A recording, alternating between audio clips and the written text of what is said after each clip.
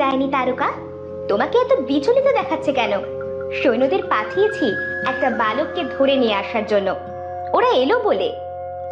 চাঁদ মধ্য আকাশে পৌঁছানোর আগেই আমাকে কোনো বালককে বলি চড়াতে হবে।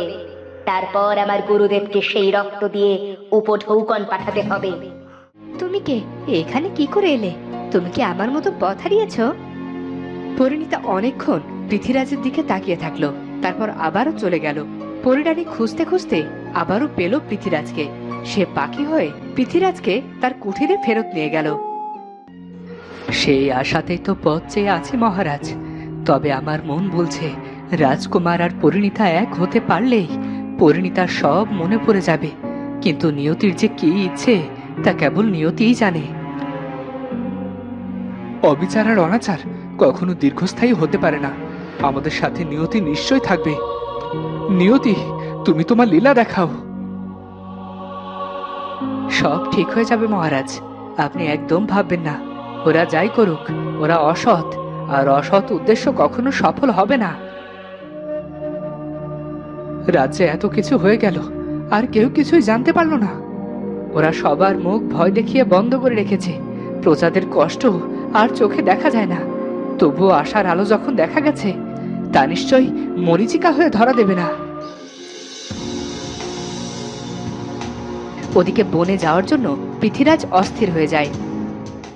কি হয়েছে আমার সোনা ছেলে? তার মুখটা কেন ভার? আর আজ বুঝি পাঠশালা নেই? মা, আমার সব বন্ধুদের পিতা আছে। আমার পিতা কোথায় মা? সে কেন আসে না? পৃথ্বীরাজ, তুমি থাকো, আমি গ্রামে গিয়ে ফুলগুলো বিক্রি করে আসি। আজ যেন একা একা কোথাও বেরিয়ে যেও না। দাসী কুমারের কথার কোনো উত্তর না দিয়ে চলে গেল। কুমার বড় হচ্ছে, সব সত্যি কতদিন চেপে রাখতে পারবো কে জানে। কিন্তু সব সত্যি জানতে পারলে কি কুমার আমাকে ভুল বুঝবে? ও কি পর করে দেবে আমাকে? মা চলে গেছে, আমি এখনই বনে যাব। উনি হয়তো আমার জন্য আজও আসবেন। যদি আসে তবে প্রাণ বাঁচানোর জন্য ধন্যবাদ দিয়ে আসবো। পণ্ডিত মশাই তো আমাকে এমন শিক্ষাই দিয়েছেন। রাজকুমার পৃথ্বীরাজ তখন জানলা দিয়ে বেরিয়ে গেল বনের পথে। ওর দেখা হলো দরবেশের সাথে।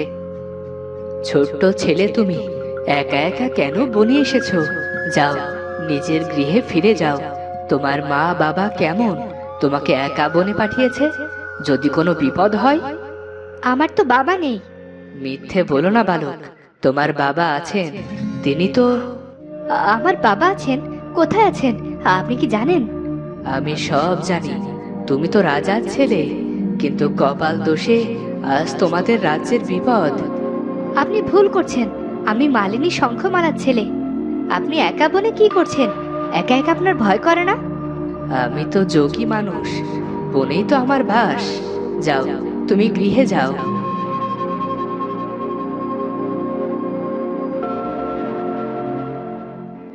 পৃথ্বীরাজ আরো একটু এগিয়ে দেখলো পরিণীতা বসে আছে। তার চোখ দিয়ে মুক্ত ধারার মতো পানি পড়ছে। পৃথ্বীরাজ তার হাত দিয়ে পরিণীতার চোখের পানি মুছে দিল। আমার প্রাণ বাঁচানোর জন্য তোমাকে ধন্যবাদ, কিন্তু তুমি কে? কাঁদছো কেন? পৃথ্বীরাজের ছোঁয়া পেয়ে পরিণীতা তার কথা বলার শক্তি ফিরে পেল। আমি আমি বনে এলাম কেমন করে? আমার কুমার, শঙ্খমালা, প্রাসাদ। তুমি আর কেঁদো না, আমি চলি। আমাদের আবার দেখা হবে। তোমার নাম কি? তুমি কোথায় থাকো?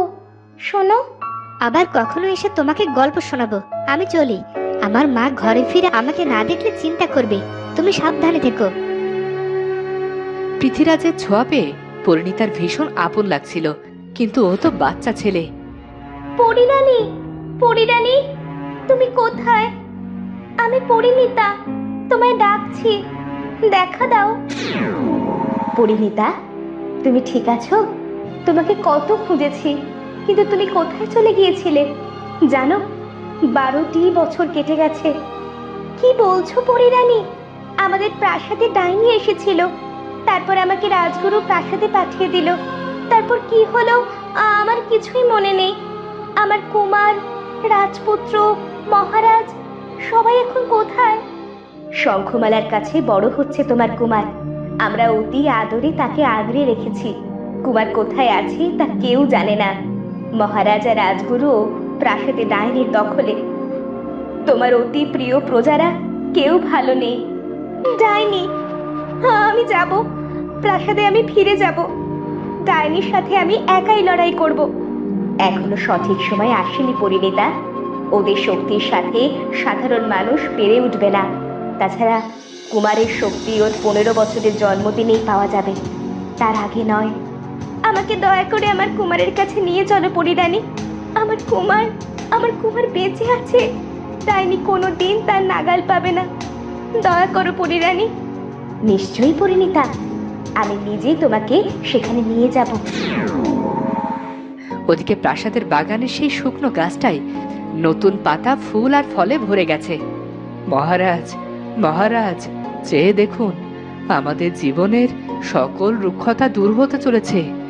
কেমন করে জানলেন রাজগুরু মশাই? ওইদিকে চেয়ে দেখুন, 12 বছর পর আবারও গাছটিতে প্রাণ ফিরে এসেছে। এর অর্থ হলো আমাদের জন্য সুসময় আগত, অপেক্ষার অবসান হবেই। স্বপ্ন দেখতে বড্ড ভয় হয় রাজগুরু মশাই। এই পোড়া প্রাসাদে না জানি আবার কোন বিপদ ওত পেতে আছে। আশাই তো বাঁচার একমাত্র ভেলা মহারাজ। আশা আছে বলেই তো এতগুলো বছর আমরা সব মুখ বুজে সহ্য করে কাটিয়ে দিলাম। কাজে ফাঁকি দিয়ে এত কিসের গল্প? রাজকন্যা, চেয়ে দেখো, আমাদের মহারাজের হাতের জাদু। তার যত্নতে মরা গাছেও ফুল ফুটেছে। যতনে রতন মেলে, আস্থার প্রমাণ পেলাম। এসব আদিক্ষেতা আমার একদম সহ্য হয় না। যার যার কাজে মন দিন। কি মহারাজ, কেমন লাগছে এসব? কষ্ট হচ্ছে? অতিবার বেরো না, ঝড়ে পড়ে যাবে। আমার কোনো বেঈমান কন্যার জন্য এতটুকুও কষ্ট হচ্ছে না। আর কাজ যেটা করেছি সেটা নিজের প্রাসাদের জন্যই করেছি। প্রাসাদ না সাজিয়ে রাখলে চলবে কি করে? যাই, আমার কাজ আছে। পিতা তাই দয়া করে প্রাণ ভিক্ষা দিয়েছি। এত বড় বড় কথা আসছে কোথা থেকে? ওদিকে পরিণীতাকে নিয়ে পরিরানী এলো শঙ্খমালার কাছে। রাজবধূ, রাজবধূ, আপনি ফিরে এসেছেন। আপনার সব মনে পড়ে গেছে। তোমাকে সেলাম শঙ্খমালা। তুমি ছিলে বলেই আমার কুমার আজও বেঁচে আছে। ওই তো আমার শক্তি, আমার অনুপ্রেরণা। কুমার আমাকে মা বললেও ও স্বপ্নে সব সময় আপনাকেই দেখে রাজবধূ। ওর মনে আপনি আসেন। পরিণীতা, তোমার হাতে 3 বছর সময় আছে। তুমি কুমারকে তৈরি করে নাও। আমি চাই শুভ শক্তির জয় হোক। আমি চলি। মা, মা, জানো মা, এক দরবেশ বাবা বলেছে আমি নাকি রাজার ছেলে। হ্যাঁ বাবা, তুমি সত্যিই রাজার ছেলে। আর আমি নই, উনি তোমার মা। ওনার কাছে যাও বাবা। রাজবধূ যে তোমাকে এতদিন না পেয়ে শোকে পাথর হয়ে গিয়েছিল বাবা। না মা, তুমি আমার মা। আর তুমি তো বলেছিলে, এখানে কেমন করে এলে? ওভাবে কথা বলে না পৃথ্বীরাজ। এতদিন যে রাজ্য আর রাজপুত্রের গল্প আমি তোমাকে শুনিয়েছি, তা কোনো গল্প নয় বাবা, তা সত্যি। আর তুমি যে রাজকুমার, তোমাকে এখন তোমার মায়ের পাশে থেকে ডাইনির হাত থেকে রাজ্য আর তোমার পিতাকে উদ্ধার করতে হবে বাবা। পৃথ্বীরাজ, পৃথ্বীরাজ, ডাকবে না আমাকে মা বলে? মা, আমার ছেলে, আমার রাজকুমার। মা, আমরা গিয়ে আমার পিতাকে উদ্ধার করে নিয়ে আসি। ও মা। যাব কুমার, তোমাকে নিয়ে আমি প্রাসাদে যাব। প্রাসাদ তোমার অধিকার। তোমাকে দেখিয়ে নিয়ে আসবো, তবেই তোমাকে সব শিক্ষা দিতে পারবো। কি বলছেন রাজবধূ? একেবারে বাঘের গুহায় যাওয়া কি উচিত হবে? ডাইনি ছলনা করে আমাদের সব ছিনিয়ে নিয়েছিল। এবার ছলনা করার পালা আমাদের। দেখোই না কি হয়। প্রাসাদে কি মহারাজ আর রাজগুরু আছে মা?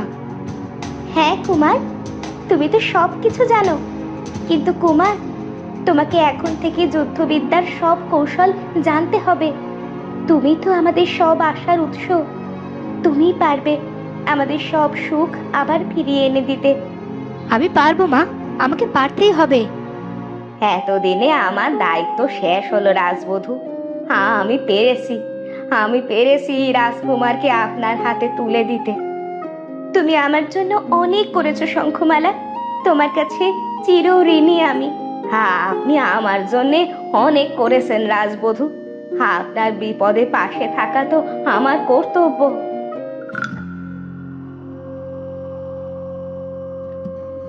ওদিকে ডাইনির মনে শান্তি নেই, তার ভীষণ দুশ্চিন্তা হচ্ছে।